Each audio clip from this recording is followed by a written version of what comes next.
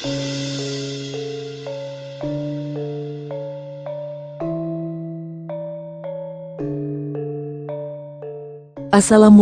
warahmatullahi wabarakatuh. Berjumpa kembali di channel Langit Bukit Menoreh Official. Di kesempatan kali ini, akan melanjutkan cerita di video sebelumnya, sebuah cerita karya Ebes, yang berjudul, Babat Negeri Leluhur, episode yang ke-115.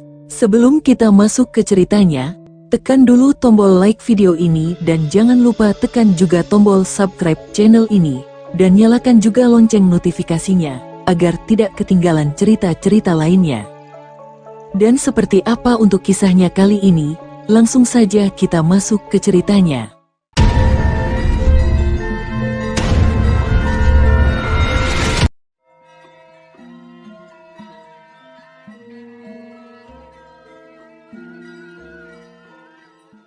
Wahai para punggawa Istana Daha, aku minta maaf jika aku mengganggu waktu istirahat kalian. Malam ini telah terjadi dua peristiwa percobaan pembunuhan terhadapku dan Mapatih Jayakerti. Dari para pelaku yang terlibat, mereka semua digerakkan oleh Pangeran Suryanata dan Pangeran Banjarsari, ucap Panji Watugunung yang segera membuat kehebohan di kalangan para pejabat Istana Daha. Mereka segera saling berbisik hingga suasana menjadi riuh. Kalian jangan percaya dengan omongan Pangeran Jayengrana. Ini semua adalah fitnah, ucap Pangeran Banjarsari yang membuat suasana kembali memanas. Sekarang kalian semua diam, perintah Panji Watugunung yang membuat suasana di Balai Paseban Agung Keraton Daha menjadi lengang. Setelah suasana tenang, Panji Watugunung segera menoleh ke arah Pangeran Banjarsari yang bersimpuh di lantai Balai Paseban Agung. Kau bilang fitnah? Pintar sekali kau bersilat lidah, Pangeran Banjarsari. Aku menangkapmu bukan tanpa alasan dan bukti. Penjaga, bawa para pelaku kejahatan itu kemari. Perintah Panji Watugunung segera. Tak berapa lama kemudian, salah satu dari kelompok penyerang kepatihan yang masih hidup dibawa masuk bersama Randupati dan kedua temannya yang masih hidup. Pangeran Banjarsari langsung pucat wajahnya melihat kedatangan mereka. Katakan padaku, siapa yang menyuruhmu untuk membunuh Mapatih Jayakerti? Jawab pertanyaanku sejujurnya, kau tidak perlu takut, tanya Panji Watugunung dengan nada suara tegas dan berwibawa. Hamba diutus oleh Gusti Pangeran Banjarsari untuk membunuh Gusti Mapatih Jayakerti. Katanya, Gusti Mapatih adalah orang jahat yang harus dimusnahkan, ujar si lelaki bertubuh gempal yang kemarin memakai topeng kayu hijau. Bagus, kau sudah jujur kepadaku. Sekarang kau pengalasan Suryanata. Siapa yang menyuruh kalian untuk menerobos masuk ke Keputran Daha? Tanya Panji Watugunung segera. Randupati menoleh sebentar ke arah Pangeran Banjarsari sebelum mulai bicara. Dia yang disiksa habis-habisan oleh para prajurit Panjalu ingin cepat mengakhiri penderitaannya. Hamba diutus oleh Pangeran Suryanata untuk membunuh Gusti Pangeran Jayengrana dengan imbalan akan diangkat menjadi pejabat Istana Daha jika beliau berhasil menjadi raja. Dalam hal ini, Gusti Pangeran Suryanata bergerak atas dukungan Pangeran Banjarsari, ujar Randupati dengan lantang. Semua punggawa Istana Daha saling berpandangan tak bisa berkata apa-apa lagi. Panji Watugunung segera berdiri dari tempat duduknya lalu berjalan menuju ke tengah Balai Paseban Agung Keraton Daha. Dia menatap ke wajah Pangeran Banjarsari yang tengah tertunduk menatap lantai Balai Paseban Agung. Sekarang kau mau berdalih apalagi, Pangeran Banjarsari? Pangeran Banjarsari terdiam 1000 bahasa. Dia sudah tidak bisa berkelit menghindari tuduhan yang dialamatkan kepadanya. Namun otak liciknya tetap berusaha keras untuk memikirkan cara agar lepas dari hukuman mati yang pasti diterimanya. Sudah menjadi hukum dalam keturunan Wangsa Isyana, bahwa siapapun yang berkhianat terhadap kerajaan akan mendapat hukuman mati sebagai ganjaran perbuatannya. Kang Mas Pangeran Jayengrana, mohon ampuni aku Kang Mas. Aku berjanji akan setia kepadamu jika kau mengampuni dosaku pada kerajaan Panjalu. Aku mohon ampun Kang Mas Pangeran Jayengrana, hiba Pangeran Banjarsari sembari berlutut di hadapan Panji Watugunung. Kau sebagai Pangeran Daha, seharusnya sudah tahu hukuman apa yang akan diberikan kepada seorang sentana keraton yang berkhianat, Pangeran Banjarsari. Darmadiaksa Empu Karna, bacakan kitab hukum Rajaniti agar didengar jelas oleh semua orang yang hadir di sini. Perintah Panji Watugunung seraya berjalan menuju ke tempat duduknya. Seorang lelaki sepuh berambut putih dengan kumis yang memutih berdiri dari tempat duduknya. Di bawah lampu minyak yang menjadi pelita di Balai Paseban Agung Keraton Daha, pria sepuh itu mengeluarkan gulungan daun lontar dari kantong kain berwarna merah yang diulurkan oleh seorang lelaki muda yang merupakan cantrik Sang Darmadiaksa. Lontar Rajaniti, bagian sanksi dan hukuman pada tindak pengkhianatan terhadap kerajaan. Bahwa siapapun yang berkhianat terhadap kerajaan Panjalu, apapun kasta dan pangkatnya, jika terbukti bersalah maka akan mendapat hukuman mati berupa hukuman gantung atau hukuman pancung. Untuk keluarga yang ditinggalkan, akan dilakukan penyelidikan. Bila mana terbukti terlibat dalam perkara pengkhianatan terhadap kerajaan, maka akan mendapat hukuman sesuai perintah pemegang kekuasaan tertinggi. Bila tidak terlibat, maka akan dilepaskan semua pangkat dan derajat keluarga dan dibuang sesuai dengan keputusan pemegang kekuasaan tertinggi, ujar Empu Karna dengan lantang. Usai membacakan kitab hukum Rajaniti, Darmadiaksa Empu Karna kembali menggulung lontar dan memasukkan ke dalam kantong kain berwarna merah lalu menyerahkan pada cantriknya. Suasana di Balai Paseban Agung Keraton Daha hening. Para punggawa istana diam 1000 bahasa tak berani bersuara. Kalian semua sudah mendengar sendiri bunyi hukum Rajaniti. Pangeran Banjarsari, kau dengan sah dan meyakinkan terbukti melakukan upaya pembunuhan terhadap Yuwaraja Panjalu dan Mapatih Panjalu, hingga menyebabkan kematian Nyi Sukesi istri Mapatih Jayakerti, maka dengan ini aku putuskan besok pagi kau akan dihukum gantung di alun-alun kota Raja Daha. Agar menjadi contoh bagi masyarakat dan punggawa istana Daha agar tidak berkhianat terhadap kerajaan Panjalu. Paman Mapatih Jayakerti, dengarkan titahku selaku Yuwaraja Panjalu. Besok pagi kau yang bertugas memimpin hukuman mati untuk Pangeran Banjarsari, ujar Panji Watugunung dengan tegas. Sendiko dawuh Gusti Pangeran Jayengrana.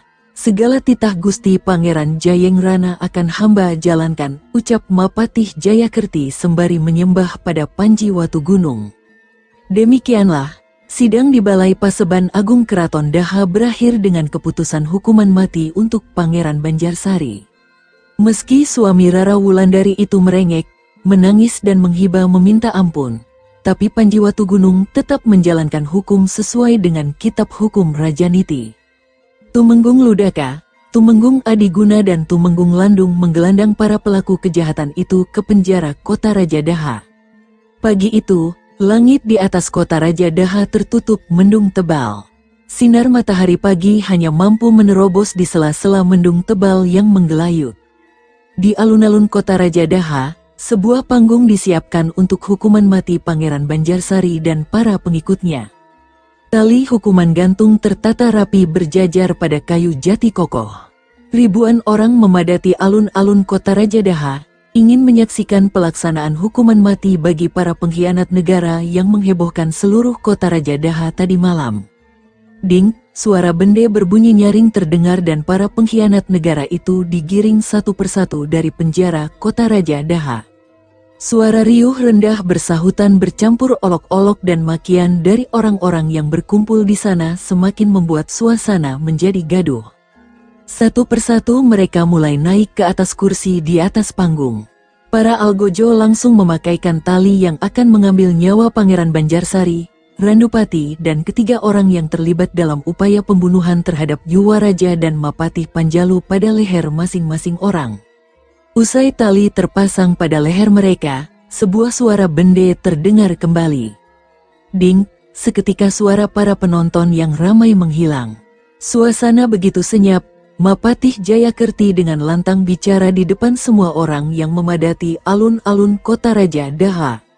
Dengar baik-baik, atas nama Maharaja Panjalu yang menurunkan kuasa pada Yuwaraja Panjalu, Pangeran Jayengrana. Dengan perintah Gusti Pangeran Jayengrana, maka aku Mapatih Jayakerti menjatuhkan hukuman mati berupa hukuman gantung kepada Pangeran Banjarsari, Rendupati, Rewanda, Gambu dan Ginowo atas tindak pengkhianatan mereka yang berupaya untuk membunuh Gusti Pangeran Jayengrana dan aku Mapatih Jayakerti. Usai berkata demikian, Mapatih Jayakerti mundur beberapa langkah ke belakang lalu menoleh ke arah Algojo yang sudah bersiap. Seraak, dalam satu sentakan keras, tali yang mengikat kursi yang menjadi pijakan kaki Pangeran Banjarsari dan para pengikutnya ambruk membuat tali yang di leher langsung mencekik. Tubuh Pangeran Banjarsari sempat kelojotan sebentar sebelum akhirnya diam untuk selamanya. Hingga setengah hari, mayat Pangeran Banjarsari dan para pengikutnya dibiarkan begitu saja agar menjadi contoh dan peringatan kepada rakyat Panjalu agar tidak berkhianat terhadap negara. Menjelang matahari tergelincir ke langit barat, para prajurit Panjalu menurunkan mayat-mayat itu lalu membawanya ke arah selatan kota. Mereka membakarnya bersama-sama agar tidak menjadi sarang penyakit. Berita tentang adanya tindak pengkhianatan terhadap kerajaan Panjalu dengan cepat menyebar luas di seluruh wilayah Panjalu. Ini segera menimbulkan pergolakan di antara masyarakat. Ada yang mendukung tindakan Panji Watugunung, namun ada pula yang mengatakan bahwa hukuman itu terlalu kejam untuk seorang pangeran. Di Istana Daha tengah dipersiapkan upacara peringatan 40 hari kematian Gusti Prabu Samarawijaya. Seluruh abdi dalam, dayang istana dan pelayan sibuk menyiapkan segala sesuatunya. Ratusan penjor dan hiasan janur kuning menghiasi seluruh sudut Istana Daha. Maharesi Empu Soma beserta Darmadiaksa Ringkasaiwan dan Darmadiaksa Ringkasogatan tengah duduk bersila di depan sanggar pamujan tempat Abu Gusti Prabu Samarawijaya disemayamkan. Dikelilingi puluhan Brahmana dan biksu serta biksuni, mereka berdoa kepada Tuhan semesta alam dengan mantra-mantra yatnya. Bau setanggi yang harum memenuhi udara di sekitar tempat itu. Asap putih kemenyan dan dupa yang dibakar turut membuat suasana di sanggar pamujan menjadi sakral dan suci. Panji Watugunung yang baru saja hadir mengenakan kain putih tanda duka cita bersama para kerabat dekat Istana Daha. Di antara mereka, Rara Wulandari dan Ayu Retnosari tidak diperbolehkan hadir karena suami mereka terlibat dalam upaya makar terhadap kerajaan Panjalu. Nampak Maharesi Empu Soma yang sudah selesai mengucapkan mantra yatnya menaruh sebatang dupa di depan sanggar pamujan dengan hati-hati. Lelaki sepuh berjenggot putih itu segera menoleh ke arah Panji Watugunung. Melihat anggukan kepala halus dari Maharesi Empu Soma, Panji Watugunung berjalan jongkok mendekati sanggar pamujan. Di depan Abu Sang Maharaja Samarawijaya, Panji Watugunung membakar dupa kemudian menancapkannya pada tempat yang telah disediakan. Setelah itu dilanjutkan oleh para kerabat dekat Istana Daha yang berurutan mulai dari Gusti Permaisuri Dyah Kirana, lalu Larasati, kemudian para selir raja yang lain. Ayu Galuh dan para putri Prabu Samarawijaya yang lain juga berurutan membakar dupa dan menaburkan bebungaan ke atas bokor emas yang menjadi tempat abu jenazah Prabu Samarawijaya. Selanjutnya diadakan acara pembagian makanan kepada masyarakat yang hadir di alun-alun kota Raja Daha. Mereka bergembira memperoleh makanan enak cuma-cuma dari dapur Istana Daha. Usai acara peringatan 40 hari meninggalnya Prabu Samarawijaya, anggota keluarga di Istana Daha berkumpul di ruang pribadi Raja. Mereka adalah Permaisuri Dyah Kirana, Ayu Galuh berpasangan dengan Panji Watugunung, Dewi Gita Rukmi berpasangan dengan Pangeran Wiramukti, Pangeran Sambu berpasangan dengan Rara Pujawati, Pangeran Mangkubumi berpasangan dengan Dewi Sitoresmi, ditambah Rakrian Mapatih Jayakerti, Rakrian Mahamantri Empu Gangga dan Rakrian Mahamantri Empu Rikma Jenar. Permaisuri Dyah Kirana tidak punya hak suara, tapi dia yang menerapkan keputusan. Setelah beberapa saat menghela nafas panjang, Dyah Kirana mulai berbicara. Seluruh kerabat dekat Istana Daha, hari ini tepat 40 hari sudah Kang Mas Prabu Samarawijaya meninggalkan kita semua. Kita semua berduka atas meninggalnya raja yang arif dan bijaksana seperti Kang Mas Samarawijaya. Namun duka cita yang kita rasakan tidak boleh berlarut-larut. Sebuah negara tidak boleh tanpa pemimpin terlalu lama.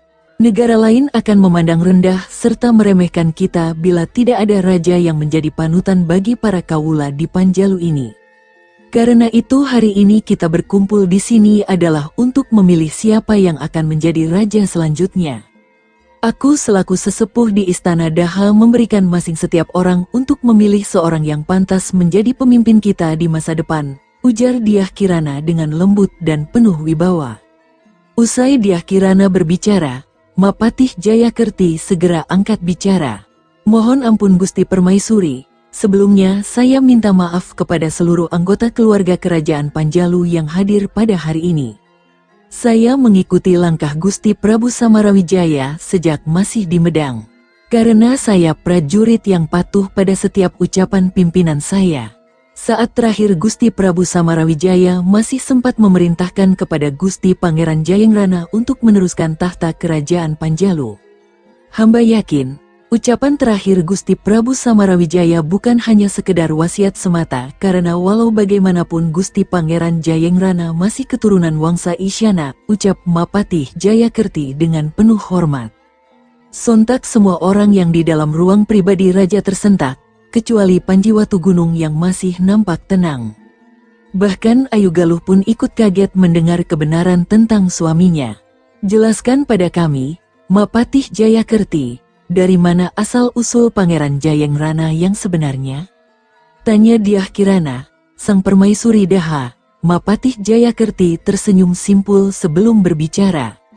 Baiklah, akan kujelaskan silsilah yang sebenarnya. Gusti Pangeran Jayengrana atau Gusti Pangeran Panji Watugunung adalah putra Bupati Gelang-Gelang, Panji Gunung Sari dan Dewi Sekar Pembayun.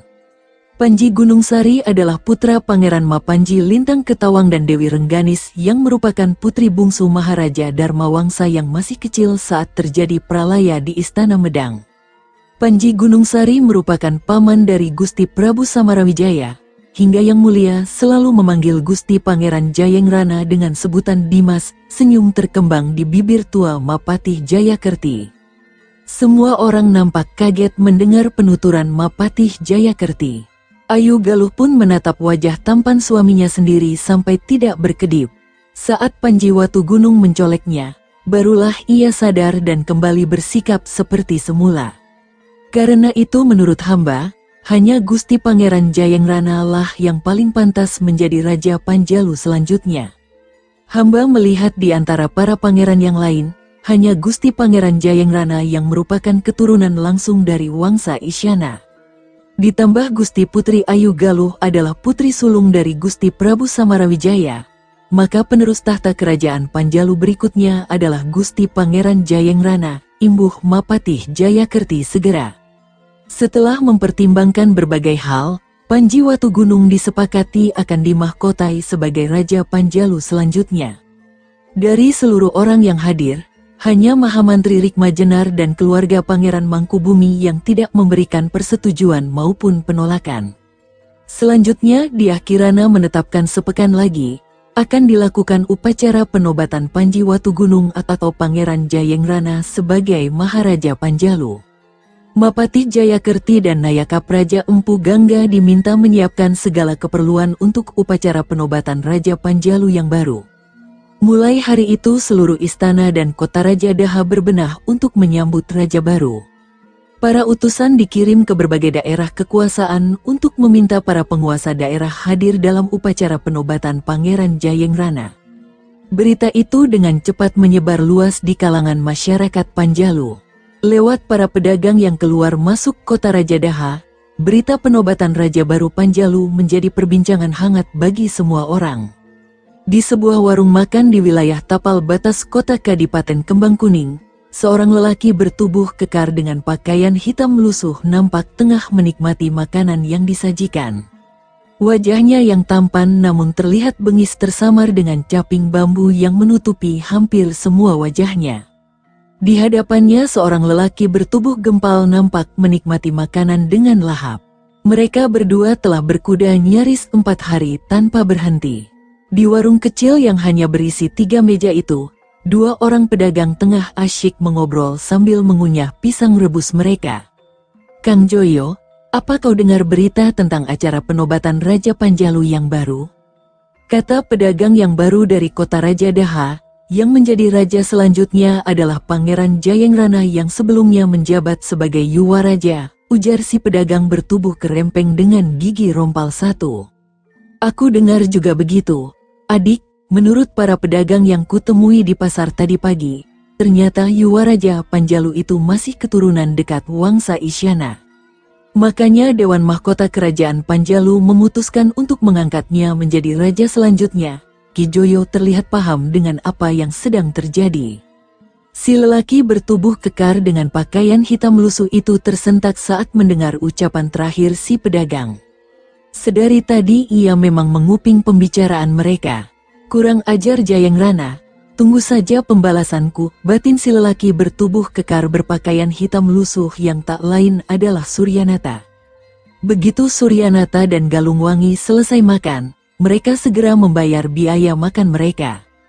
Dengan sedikit terburu-buru, mereka berdua segera ke arah geladakan kuda yang ada di samping halaman warung makan itu.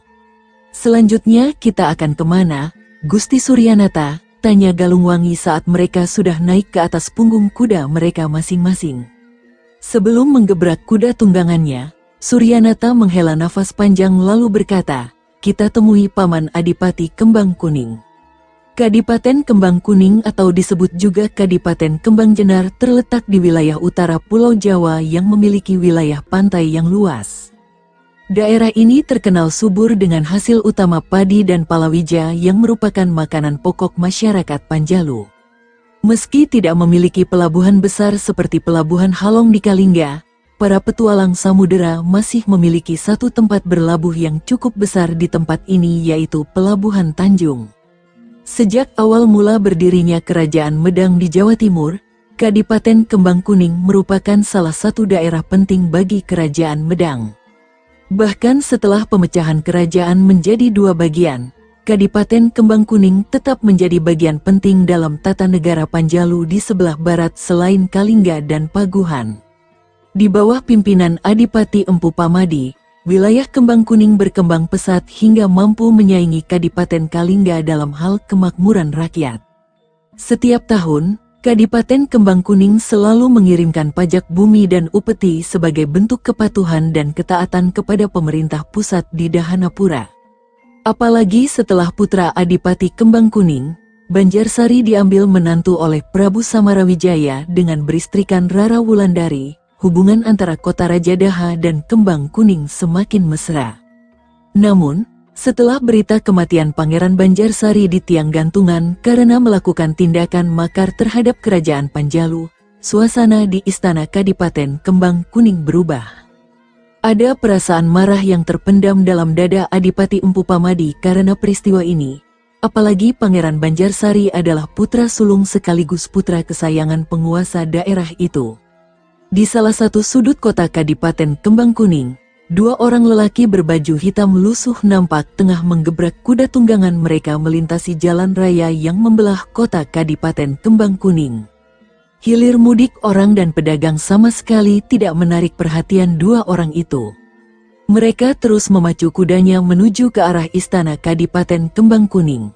Beberapa saat kemudian, mereka berdua telah sampai di depan pintu gerbang istana Kadipaten Kembang Kuning. 4 orang prajurit penjaga gerbang istana langsung menghadang mereka berdua dengan menyilangkan tombak sebagai tanda larangan bagi orang untuk masuk. Berhenti, turun dari kuda kalian, teriak seorang prajurit penjaga gerbang istana Kadipaten Kembang Kuning. Dengan tatapan mata penuh selidik, si prajurit bertubuh gempal dengan kumis tebal itu menatap tajam ke arah dua orang berbaju hitam lusuh itu seakan ingin menelanjangi mereka berdua. Dua orang penunggang kuda berbaju hitam lusuh yang tak lain adalah Suryanata dan Galungwangi segera melompat turun dari atas kuda mereka masing-masing. Katakan siapa kalian, dan ada tujuan apa kemari? Kalau mencari sedekah, bukan di sini tempatnya, ujar sang prajurit penjaga gerbang istana yang terlihat meremehkan dua orang di depannya itu karena melihat pakaian mereka yang lusuh dan kumal. Ketiga prajurit yang lain langsung tertawa terbahak-bahak mendengar omongan si prajurit bertubuh gempal itu. Kurang ajar, Berani sekali kau menghina junjunganku, ha? Terpancing amarah Galungwangi mendengar ejekan dari para prajurit penjaga gerbang istana Kadipaten Kembang Kuning. Dia bersiap hendak menyerang mereka. Tahan amarahmu, Galungwangi. Kita kesini tidak untuk bertarung tapi bekerja sama. Dinginkan kepalamu sebentar, bisik Suryanata sambil mencekal lengan Galungwangi yang hendak bergerak. Mendengar suara Suryanata, walau dengan perasaan dongkol, Galungwangi memilih mematuhi ucapan Suryanata. Mohon maaf jika kedatangan kami mengganggu, kami hanya ingin bertemu Gusti Adipati Empu Pamadi. Ada hal penting yang perlu dibicarakan dengan beliau, ujar Suryanata yang mencoba bersikap sesopan mungkin di hadapan para prajurit yang sombong itu. Hal penting apa yang akan dibicarakan oleh gembel seperti kalian, ha? Paling hanya minta sedekah bukan? Hahaha. Tawa keras sang prajurit penjaga gerbang istana terdengar hingga membuat amarah Galungwangi yang sempat mereda langsung naik lagi. Lagi-lagi saat dia hendak menerjang ke arah para prajurit penjaga gerbang istana Kadipaten Kembang Kuning, tangan Suryanata mencekal lengannya dengan kuat membuat Galungwangi memilih untuk diam dengan muka merah padam. Lalu dengan senyum yang dipaksakan, Suryanata berkata dengan suara pelan, "Penting atau tidak, biar Gusti Adipati yang menentukan. Tolong berikan lencana ini kepada Gusti Adipati Empu Pamadi dan sampaikan omongan kami. Biar kami menunggu di sini saja." Sambil berkata demikian, Suryanata merogoh kantong bajunya dan mengeluarkan sebuah lencana perak berukir kepala harimau yang merupakan lambang Kadipaten Rajapura. Si prajurit bertubuh gempal itu segera menerima lencana perak itu lalu menoleh kepada ketiga kawannya. "Aku akan menghadap Gusti Adipati. Sebelum aku kembali, jangan biarkan mereka berdua masuk." "Kalian mengerti?" perintah si prajurit bertubuh gempal itu yang membuat ketiga orang kawannya mengangguk mengerti. Si prajurit bertubuh gempal itu segera masuk ke dalam istana Kadipaten Kembang Kuning. Dia langsung menuju ke arah ruang pribadi Adipati yang ada di sebelah barat Balai Paseban Agung. Adipati Empu Pamadi tengah berbincang dengan Patih Harjamukti saat si prajurit penjaga gerbang istana Kadipaten Kembang Kuning itu datang. Usai menyembah pada Adipati Empu Pamadi, si prajurit penjaga gerbang istana segera duduk bersila di lantai ruang pribadi Adipati. "Ada apa kau kemari tanpa aku panggil, hai prajurit?" tanya Adipati Empu Pamadi usai si prajurit penjaga gerbang istana itu duduk. "Mohon ampun beribu ampun Gusti Adipati, di luar gerbang istana, ada dua orang lelaki berpakaian gembel ingin menghadap pada Gusti Adipati." "Mereka membawa lencana ini Gusti," ujar si prajurit seraya mengangkat lencana perak berukir kepala harimau itu di atas kepalanya. Patih Harjamukti segera mengambil lencana perak di tangan sang prajurit dan segera menyerahkannya kepada Adipati Empu Pamadi. Ini adalah lencana harimau suci yang menjadi pertanda bahwa pemilik lencana ini adalah kerabat istana Kadipaten Rajapura. Tapi mereka berpakaian seperti gembel, apa mereka tengah menyamar? Prajurit, izinkan mereka masuk tapi suruh orang mengawal mereka saat kemari, titah sang Adipati Kembang Kuning segera. "Sendiko dawuh Gusti Adipati," ujar sang prajurit penjaga gerbang istana itu seraya menghormat pada Empu Pamadi, lalu beringsut mundur dari ruang pribadi Adipati. Tak berapa lama kemudian, si prajurit bertubuh gempal itu kembali dengan Suryanata dan Galungwangi mengekor di belakangnya. Juga ada 4 prajurit yang bersiap siaga di belakang Suryanata dan Galungwangi. Mereka semua segera menyembah pada Adipati Empu Pamadi lalu duduk bersila di lantai tempat itu dengan rapi. "Siapa kau sebenarnya, hai orang asing? Buka kain yang menutupi sebagian wajahmu agar aku bisa melihat dengan jelas," ucap Empu Pamadi dengan cepat. Perlahan Suryanata dan Galungwangi membuka kain hitam lusuh yang menutupi sebagian wajah mereka dan Adipati Empu Pamadi terkejut melihat mereka berdua. Suryanata, kau Suryanata bukan?" tanya Empu Pamadi berusaha meyakinkan dirinya. "Benar Paman Adipati, ini Suryanata yang menghadap pada Paman Adipati," jawab Suryanata sembari menghormat pada Empu Pamadi. Melihat itu, Empu Pamadi segera berdiri lalu memeluk tubuh Suryanata. Selama ini beredar berita bahwa Suryanata menghilang dari Istana Daha usai tindakan makarnya bersama Pangeran Banjarsari terbongkar. Ada yang bilang bahwa Suryanata terlebih dulu terbunuh dan mayatnya dibuang di tengah hutan oleh para prajurit Daha. Sekarang Empu Pamadi melihat bahwa Suryanata masih hidup, dia begitu gembira. Ya, Suryanata memang masih keponakan Adipati Empu Pamadi. Dewi Suryawati, Ibu Suryanata atau Permaisuri Adipati Rajapura adalah kakak dari istri Adipati Empu Pamadi yang bernama Dewi Chandrawati yang berasal dari wilayah Rajapura. Jadi antara Rajapura dan Kembang Kuning memiliki hubungan kekerabatan yang dekat. Satu kibasan tangan kanan sang Adipati membuat para prajurit penjaga gerbang istana segera mundur dari ruang pribadi Adipati. Ceritakan padaku Suryanata, apa sebenarnya yang telah terjadi di Istana Daha dan bagaimana kau bisa sampai kemari? Tanya Adipati Kembang Kuning usai kembali duduk di kursinya. Suryanata lalu menceritakan kisah di Istana Daha hingga pelariannya sampai di Kembang Kuning. Tentu ditambah omongan di sana-sini yang meninggikan dia juga beberapa kata yang menjatuhkan Panji Watugunung. Dia berhasil membakar amarah Empu Pamadi dengan kata-kata pedas. Bangsat Jayangrana, rupanya dia sengaja menyingkirkan putraku dan kamu hanya karena tahta Maharaja Panjalu. Ini tidak boleh dibiarkan, Suryanata, Jayangrana harus kita hukum atas perbuatannya menghukum mati putra kesayanganku Pangeran Banjarsari. Ya, aku akan menuntut balas Suryanata, akan kuhancurkan Jayangrana, ujar Adipati Empu Pamadi dengan berapi-api. Suryanata tersenyum licik. Tak sia-sia usahanya untuk menemui Adipati Empu Pamadi. Dengan ini, rencana balas dendam pada Panji Watugunung akan terlaksana lebih cepat. Untuk sementara waktu, kau bersembunyilah terlebih dahulu di tempat yang aku miliki, Suryanata. Jangan kembali ke Rajapura, aku akan menyurati Kang Mas Adipati Panduwinata tentang keberadaanmu. Bukan aku tidak mau kau berada di sini. Namun saat ini kau tengah menjadi buronan pemerintah Daha. Kalau kau sampai nampak berada di istana Kadipaten Kembang Kuning, maka bisa saja pasukan Panjalu akan menyerbu kemari. Bisa-bisa rencana untuk menghancurkan Jayangrana hancur sebelum waktunya. Kau mengerti Suryanata? Adipati Empu Pamadi menatap wajah Suryanata. Saya mengerti Paman, jawab Suryanata sembari menghormat pada Adipati Empu Pamadi segera. Usai berkata demikian, Adipati Empu Pamadi memerintahkan kepada Patih Harjamukti untuk mengantarkan Suryanata ke tempat persembunyiannya di Alas Roban. Galungwangi akan menjadi penghubung antara mereka berdua. Mulai hari itu Kadipaten Kembang Kuning atau juga disebut Kadipaten Kembang Jenar bersiap untuk melakukan pemberontakan terhadap Kerajaan Panjalu. Di kota Raja Daha, suasana keraton begitu meriah. Hiasan janur kuning bertebaran di setiap sudut istana. Penjor dan aneka macam hiasan meramaikan tempat itu. Sepanjang jalan kota Raja Daha, semua warga diwajibkan memasang hiasan janur kuning, hingga suasana tampak seperti ada perayaan besar.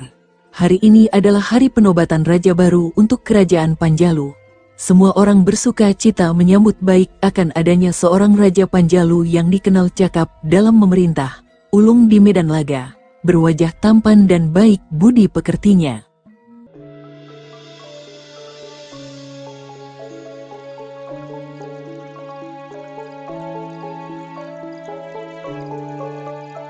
Sahabat pendengar setia Langit Bukit Menoreh ofisial yang berbahagia, sampai di sini dulu ceritanya. Bagaimana kelanjutan kisahnya? Nantikan kelanjutan cerita ini di video berikutnya.